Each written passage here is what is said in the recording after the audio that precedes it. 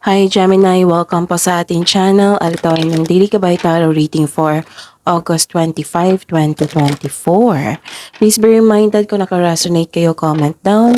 Kung hindi kayo naka-resonate, ibigay niyo po sa iba kasi general reading po ito. This is for you Gemini ngayong August 25, 2024.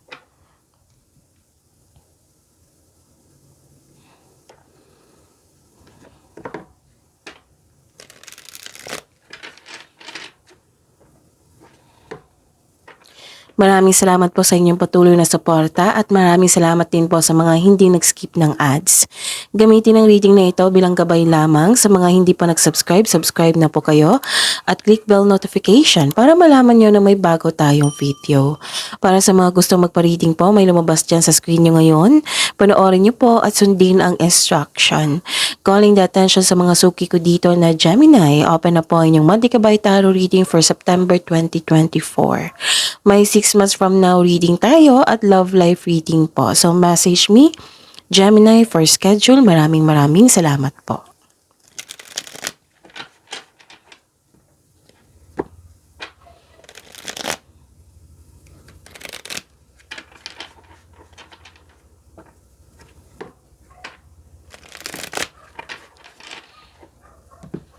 Para po ito sa inyo, Gemini, ngayong August 25, 2024.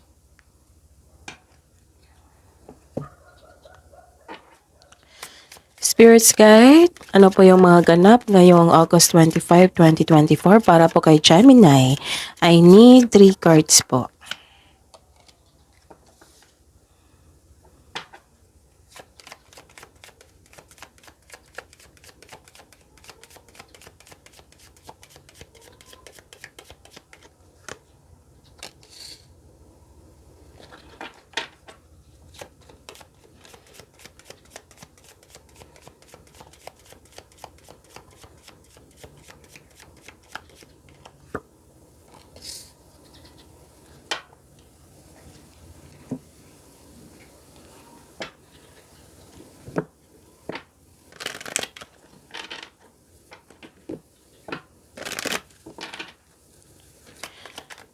Spirits Guide, message na po para kay Gemini ngayong August 25, 2024.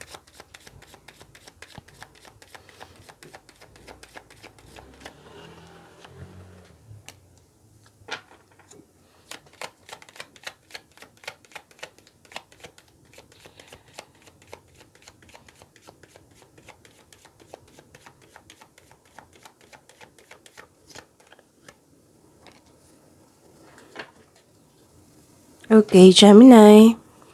Pasensya na po sa boses ko ngayon at saka pahinto-hinto ako kasi may sipon po ako. So, focus po kayo sa mensahe para may makuha kayong gabay. So, maraming salamat po. Okay, ngayong August 25, 2024, nakikita ko dito na most of you nag-rest day po ngayon. Nagstay sa bahay. Yung iba sa inyo dito nag-iisip na uuwi ng bahay para mag-rest day, magpahinga. Kasi you felt calm and security, relax pag nasa bahay kayo. And wow, this is prosperity also. May nakita kong prosperity dito. Claim nyo ito, Gemini. May nakita ko dito na grupo ng tao and I consider this is your family. Nag-uusap po kayo regarding sa property. Pwedeng may balak bumili ng property or ibenta yung property. Okay? Tapos, nakita ko dito may nag-uusap na regarding sa domestic matters. Yes. And may malaking influence ang babae po sa inyong buhay ngayong araw na ito. Okay, tapos maaring siya yung nagbigay ng tulong or kausap mo na nagbigay siya ng happiness sa iyo or peace of mind, or maaring siya yung nagbigay ng stress or sakit ng ulo. Nakikita ko dito na may dumating sa inyo na opportunities na kailangan yung pumili po. So, please be reminded, wala pa naman so far, wala pa naman ako nakita ditong overthinking. Please be reminded na kung magkaroon ng time for reflection, much better para maiwasan yung overthinking po. Iwasan nyo talaga mag-overthink kasi ang ganda-ganda ng blessings na binigay sa inyo dito, which is prosperity. Time for relaxation. Iwasan nyo talaga mag-overthink, mag-overanalyze. Tapos pag make it balance. Kasi alam kong magbabalanse ka niyan sa choices mo. Kasi kailangan kang magkaroon ng big decision dito. Kasi may dumating na opportunities. Pwedeng may lakad kayo ngayon. Pwedeng nagbabalanse ka kasi gusto mo mag-travel or may travel ka talaga. Okay? So, pag-isipan ng mabuti, iwasan lang mag-overthink. So far wala akong nakitang overthinking dito. Oo, nagre-remind lang po kasi isa yan sa weakness nyo. Kaya nga, andito kami para ma-remind kayo. Para tulungan ka na magkaroon ng positivity, positive energy flow, ganon. At iwasan yung mga negativity. So, yun. This is a clarification of your cards here na nagpahinga ka talaga sa bahay. Nag-meditate, nag-contemplate, nagbabalanse sa inyong balance, spirituality, and practicality. Yes, kasi gagawa ka nga ng desisyon.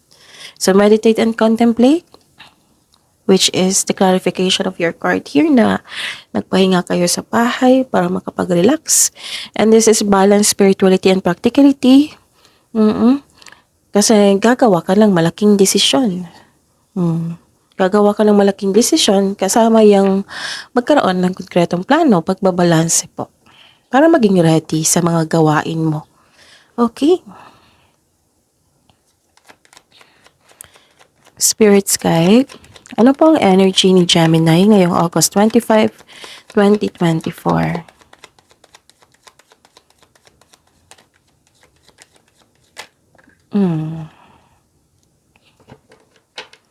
And the clarification of this card po.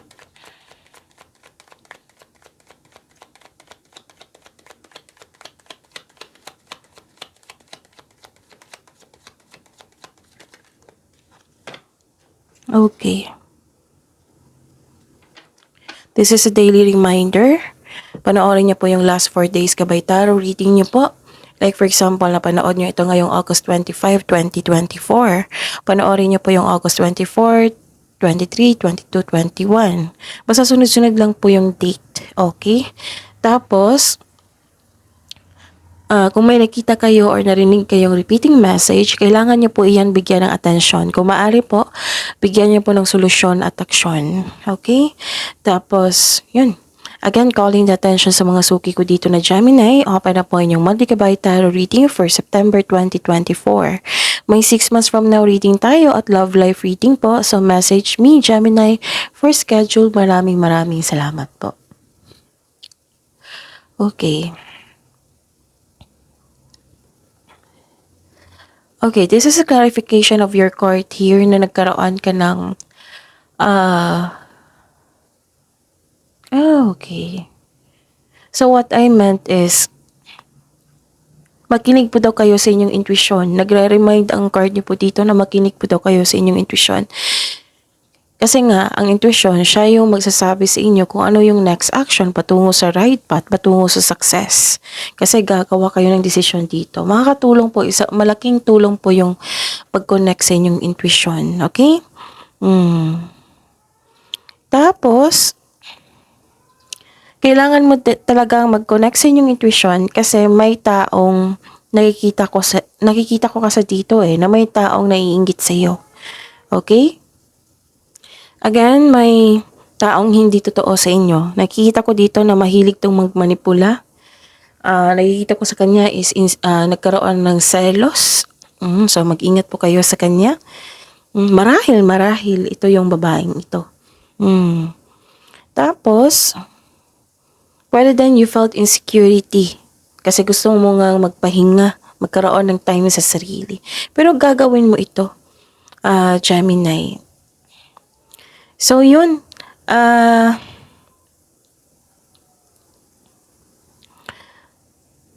Okay, may biglaang pagbabago dito. This is sudden change. This is necessary change po. Okay. May biglaang pagbabago po ang parating sa financial man o sa connection sa isang tao. A sudden change na hindi ka takot mag-let go. Ang darating na pagbabago na ito ay makasuporta sa iyong growth and expansion. So, this card tells you na always expect the unexpected. Kasi huwag kayong matakot sa pagbabago. Yes, gagawa kasi kayo ng decision dito. Kung naka-decide na kayo, magkakaroon talaga ng pagbabago. So, huwag kayong matakot sa pagbabago na ito kasi makakasuporta ito sa inyong growth and expansion. Kasi nga, gusto mong magkaroon ng pag-asenso sa buhay, di ba? Gusto nyo mag-level up. Ito na yun. So, don't doubt yourself and intindihin na yung mga pangyayaring ito is necessary change. Nakadadhana talaga sa inyo. At kitang-kita ko dito para to sa pagbabago sa inyong buhay, growth and expansion. Okay? So, yun. So, always expect and expected. Bigla ang pagbabago to, ha? Okay. May nakita rin ako dito na may sikreto na parating which may be shocking po.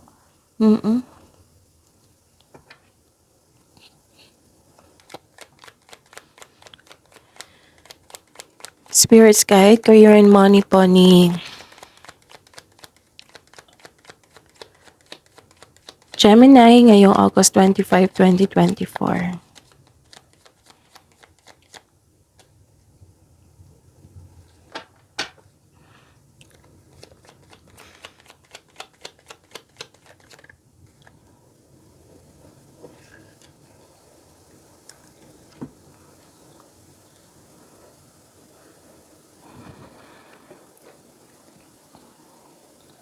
Okay.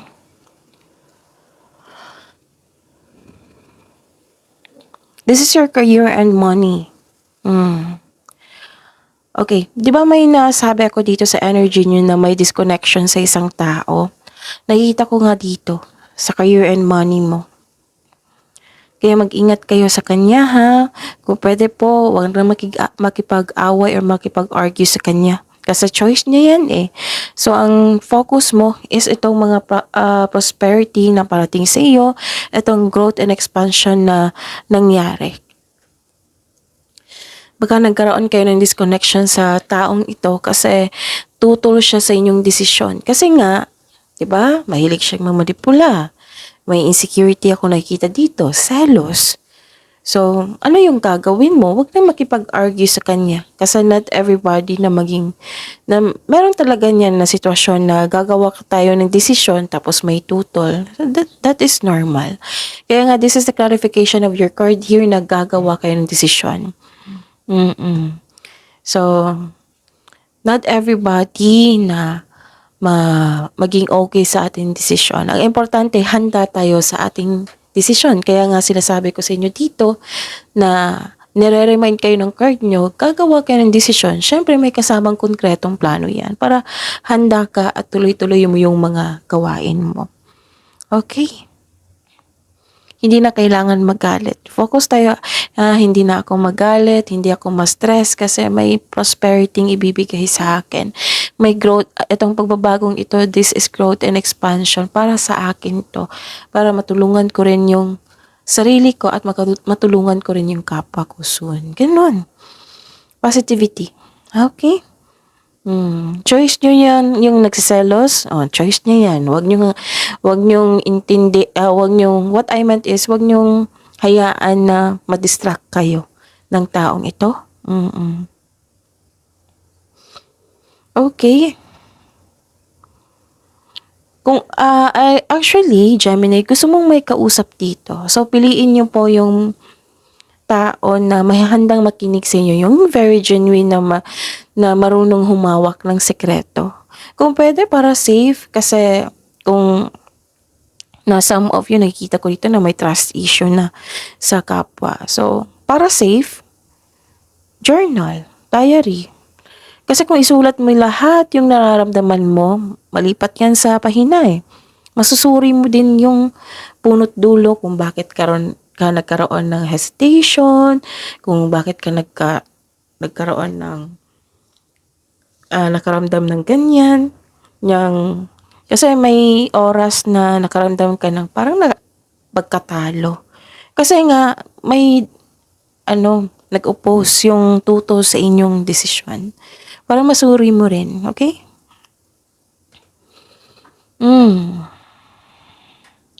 Ano pa?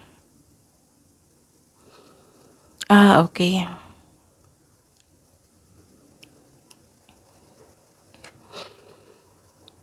Hmm. Kaya pala some of you na napanghinaan, nasaktan, hindi lang sa tuto sa desisyon, kundi chinismis ka. Oo. May tao talaga. 1, 2, 3, 4. Apat na card na po nagsabi na may taong, I know, 5. Kasi may sikreto na parating na which may be shocking. And I consider that this person is, malalaman mo kung sino ito. Actually, nakikita ko ang clarification dito. Oo, mag-ingat talaga sa kanya. Kasi hindi talaga confirm talaga na ilang cards na po nagsabi dito na hindi siya totoo sa iyo. Pinagmamasdan kanya sa malayo, di ba? Very creepy. Pinagmamasdan kanya sa malayo. Nag-spy po siya.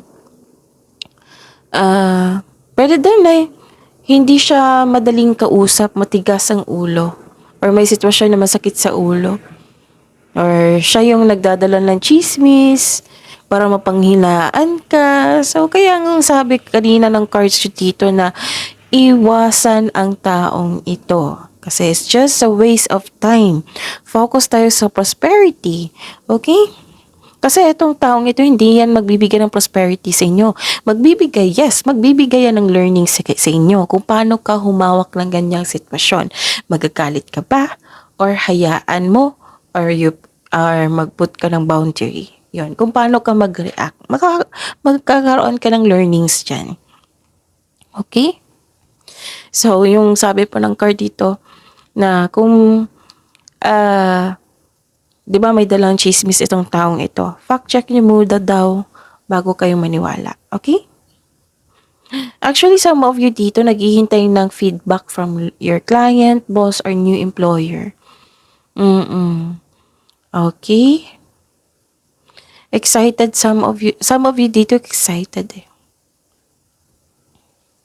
Kaya pala ang in-advise ng cards nyo dito na you need to balance your emotions, meditate and contemplate kasi kailangan talaga. Kasi may nanggugulo sa'yo. Okay. Spirits guide.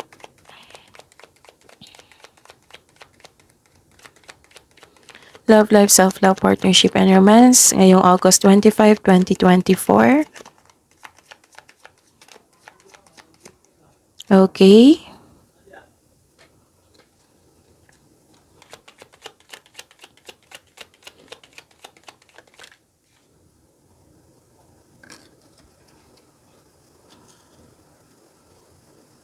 Okay.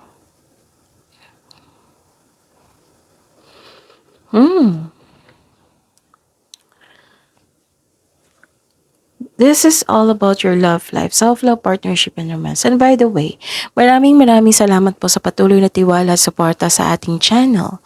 At maraming salamat din po sa mga hindi nag-skip ng ads. May lumabas dyan sa screen nyo ngayon, panoorin nyo po at sundin ang instruction. Okay? Yun.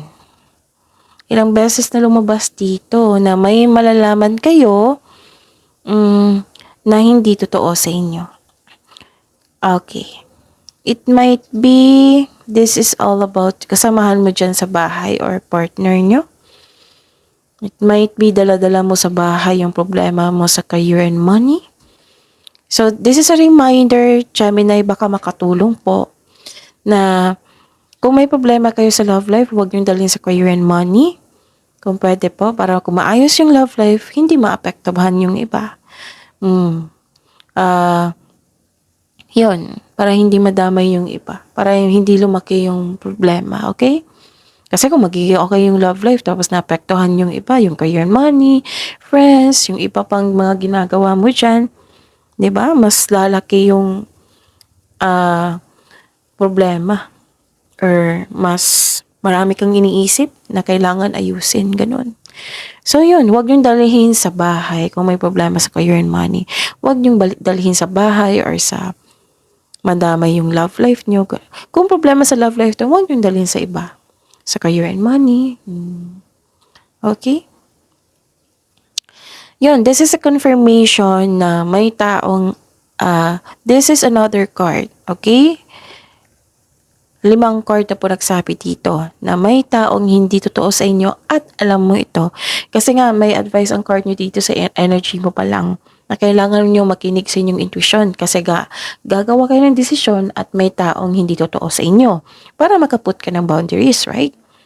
Dito, na-found out mo kasi nakakonect ka sa inyong intuition na nagkaroon nga ng deception, panlilin lang, na-confirm mo. Okay?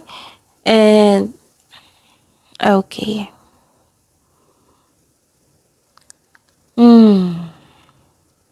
Kitang-kita ko nga.